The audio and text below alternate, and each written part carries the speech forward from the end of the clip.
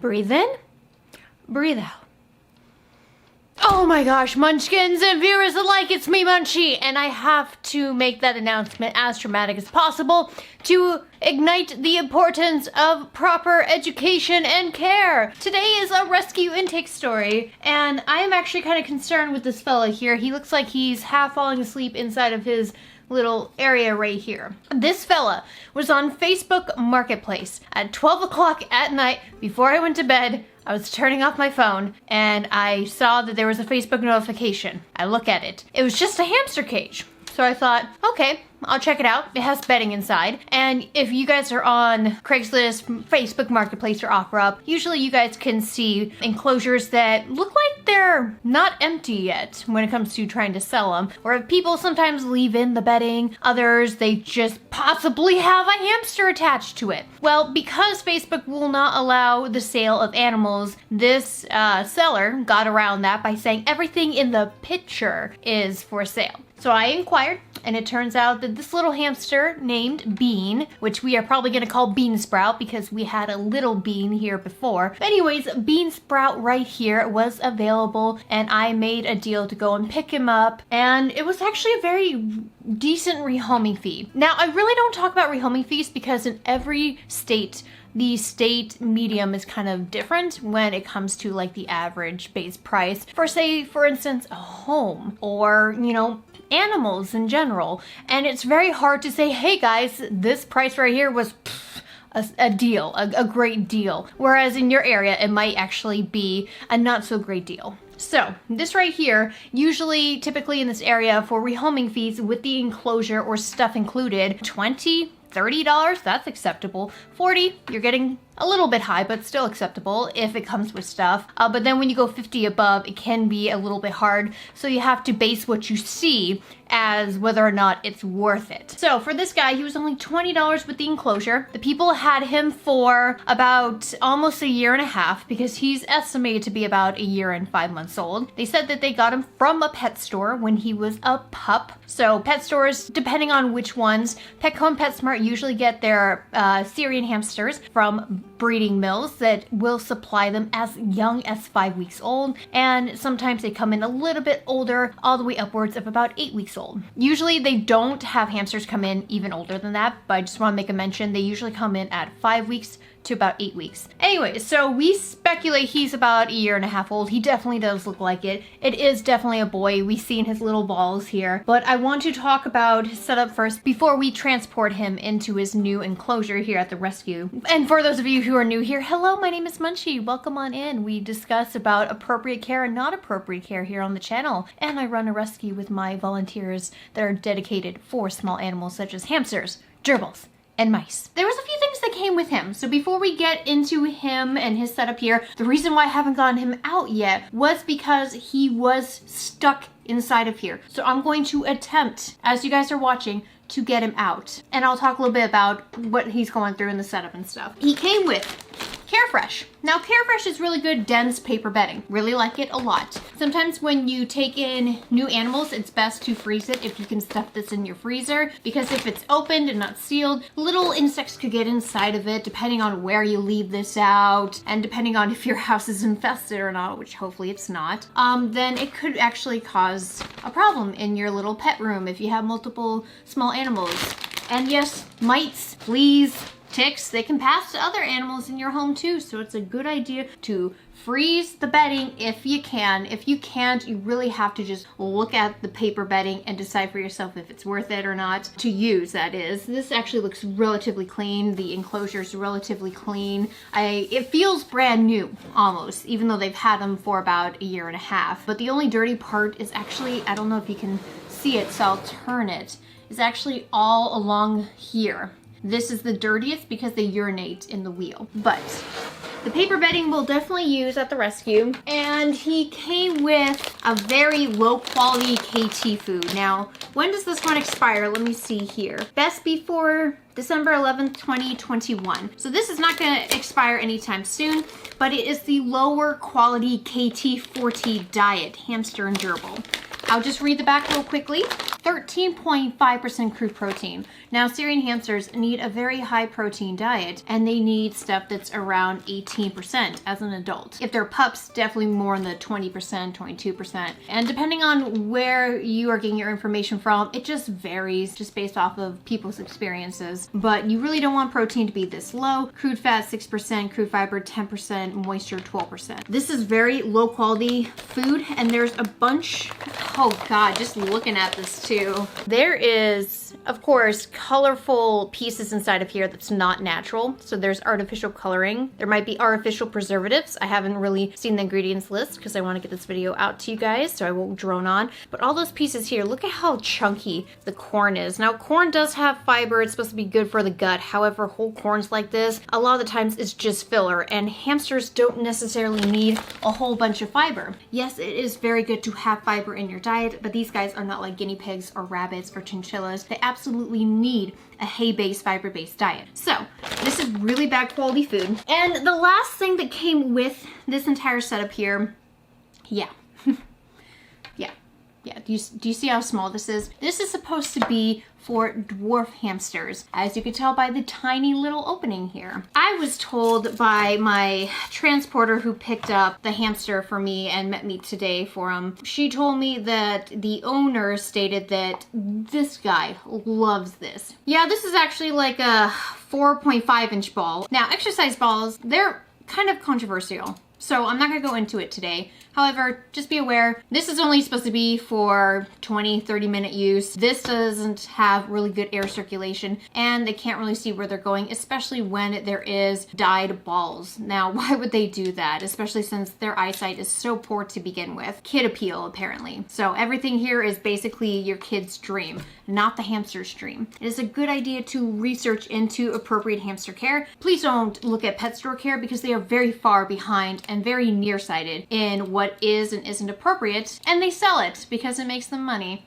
PetSmart, Petco, looking at you there. Especially KT, the ones that actually make some of these things. This is a KT ball. This is a KT cage. And KT's already aware that cages such as this one here have killed their beloved hamsters or their customers' hamsters. And you kind of think maybe there's an agenda going on there, especially when they know an item can be dangerous for a hamster, or if they don't mark it correctly, it will be dangerous for them. Like these tubes, for instance. These tubes have actually killed Syrian hamsters, much like the one inside of here that I'm going to take out, like bean sprout. And they get stuck in here, not able to twist and turn. They can actually stress themselves out so much so that it could cause a mini heart attack. They could die very quickly from stress. So if they're in a very stressful situation, the hamster climbs the bars here, gets their claw stuck in it, or some freak accident happens, and they just go screaming. It can be very devastating. There was a few times when I was driving home in the car with him inside, and of course I left my carrier at home again because I was cleaning all my carriers. Usually I leave one in the trunk, but of course I didn't have it this time, and I was rushing out to try to meet my transporter. But he kept going down and then back up, and he actually, I think, went down here once, and it looked super uncomfortable. I thought he was stuck at first, but you would know if he was stuck if he started to scream. I was told by the transporter that the owner said that this cage malfunctions because he's able to, bean sprout, pop the top off. I, as a child, at the age of 10 to 11, had a Syrian hamster inside of a design much like this because the designs have not changed in several years from KT. When my hamster got too big after just merely a couple months, one night I'm sleeping in the bedroom and I hear a boom. Ooh, he popped it off. But hey, here's a good demonstration for you guys now. This is very important. Look at him running inside of here. Now this right here, if we measure it before we start spinning again, this is roughly about 6 inches. However, the width of it is very, very short. But this right here is at least a 6-inch. It's still not good for them. They should not be curving, which he is curving inside of here, especially with that little line in here. And as you can see, he's trying to move around here. Do you hear anything, by the way, as he's moving?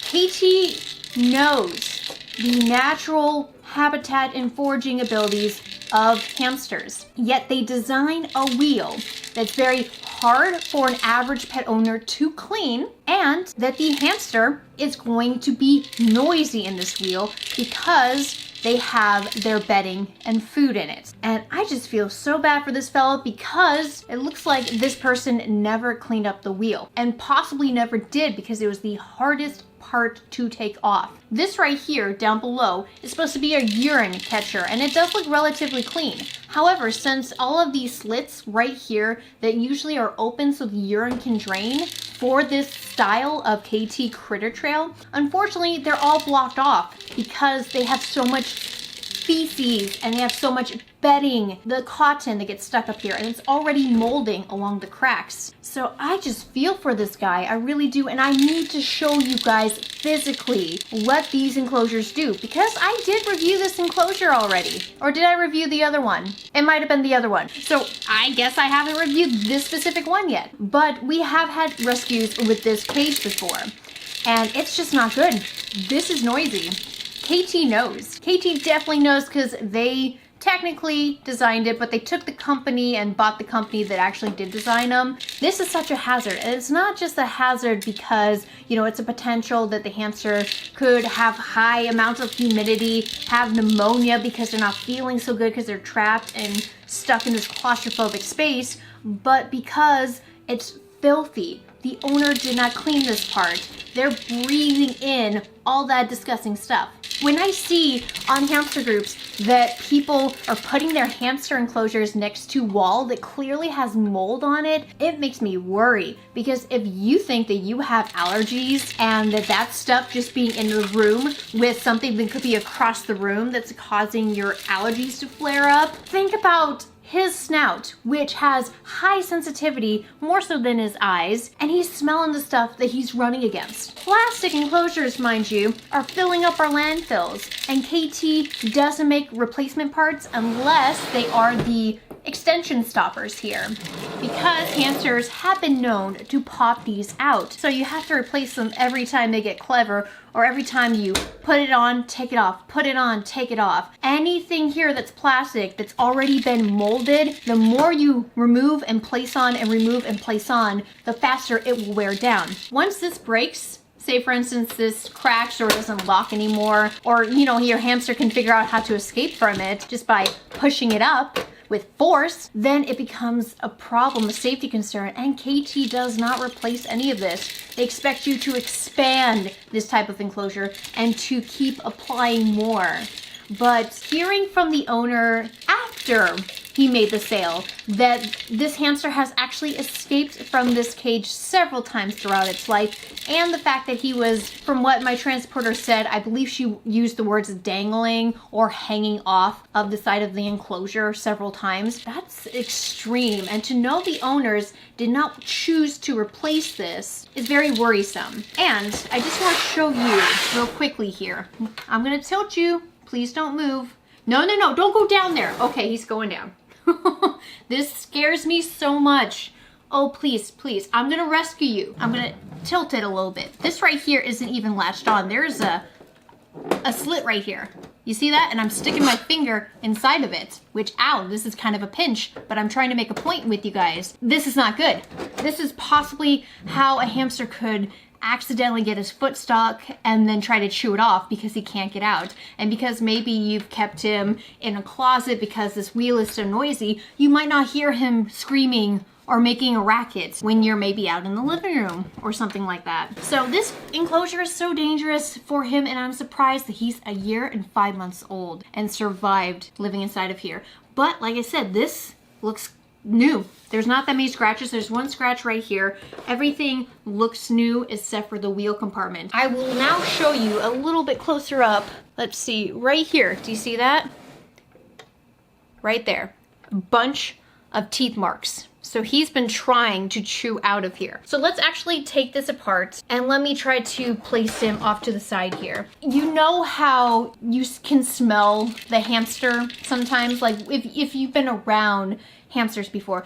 It's that very stinky ammonia smell that's like, woo, oh, that's a hamster. In the rescue, I've never quite smelled something much like the rescues that I pick up here because they're in much smaller spaces, so people don't add a whole lot of bedding. Hamsters should get at least 3 inches as a minimum, with the ideal being 5 to 6 inches. That way they can burrow and they can urinate in the bedding without needing it to be constantly cleaned. So the smaller space you have, the more frequently you will have to clean. The bigger space they have, which is actually very good for them, because in the wild they travel 5 to 10 miles a night roaming their territory, they would benefit from a bigger space in the cleanliness stance and in a physical stance and mental, because of course if they're being suppressed, which of course in domestic life we've only domesticated them less than 100 years now, if we suppress them even further, they get very destructive and they still have those prey instincts. So they still have those destructive instincts of, I'm stressed, I'm gonna bar chew, I'm gonna do this and that.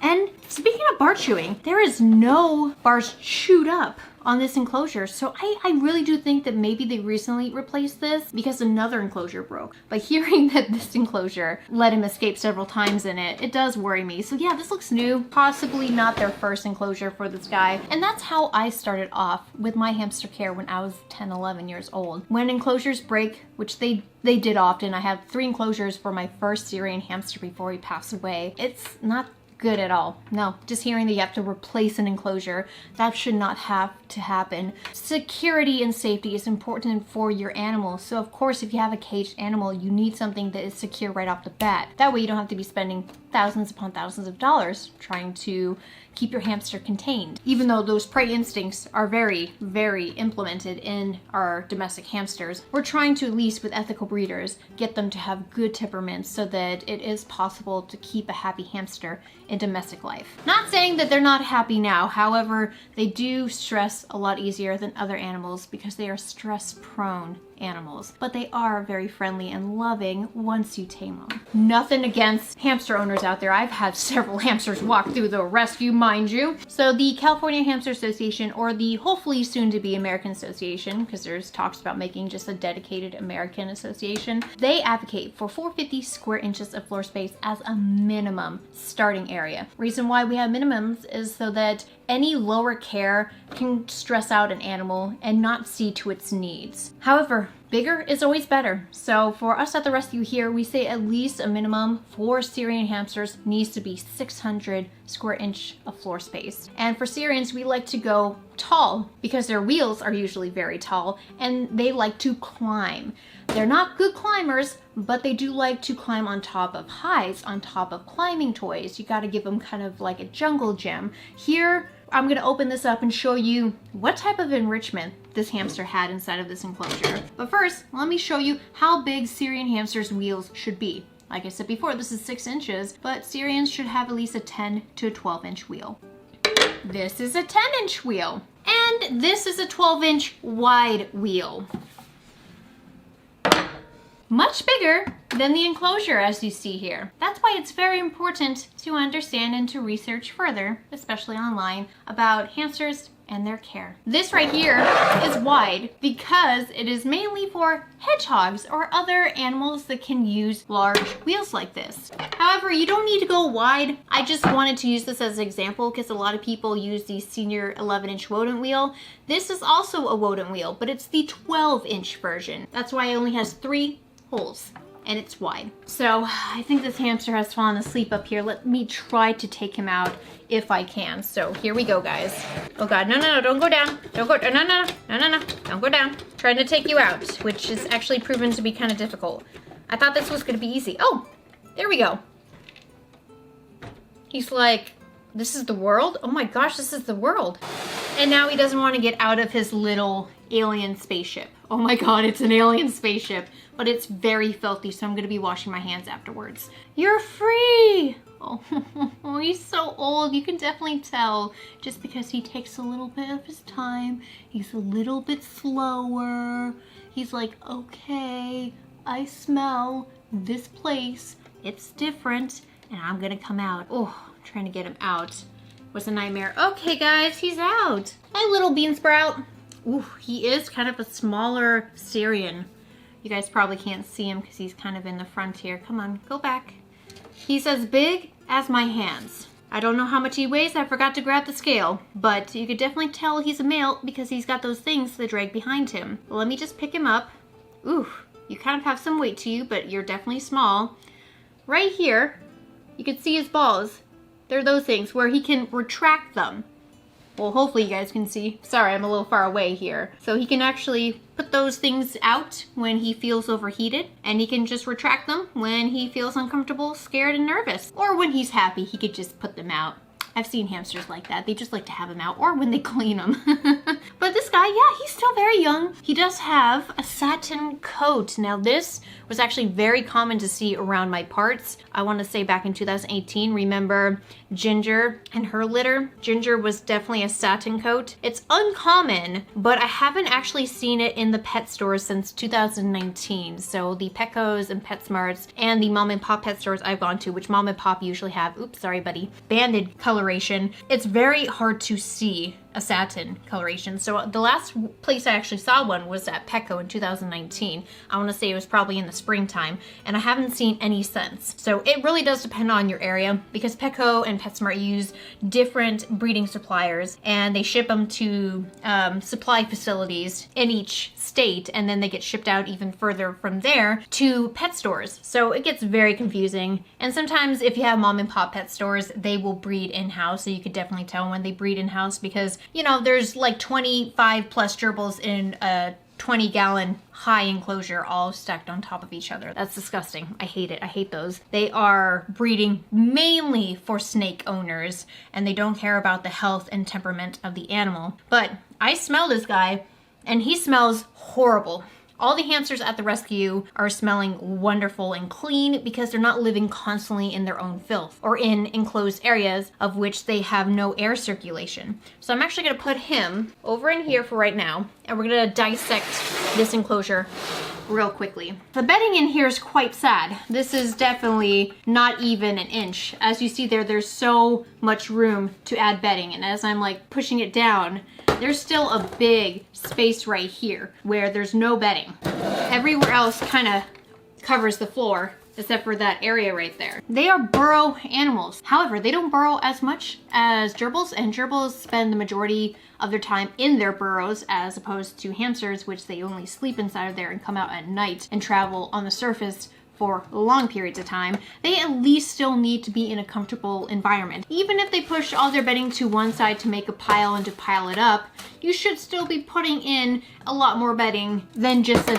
thin sliver because that regulates their heat as well. And this poor fella was probably trying really hard, at least up in this section, to keep his body temperature comfortable enough. So if you see hamsters or even gerbils or even mice with a very thin layer of bedding, that's really inappropriate. You gotta at least have 3 inches. That way they, and I mean 3 inches like flat, because they will push and they will pull and they will make it the way they want to, but at least have 3 inches because that's at least enough so they can pile it up. But have something bigger than this because this pan is only about 120 square inches of floor space. This is a shoebox size enclosure. Look how small that is.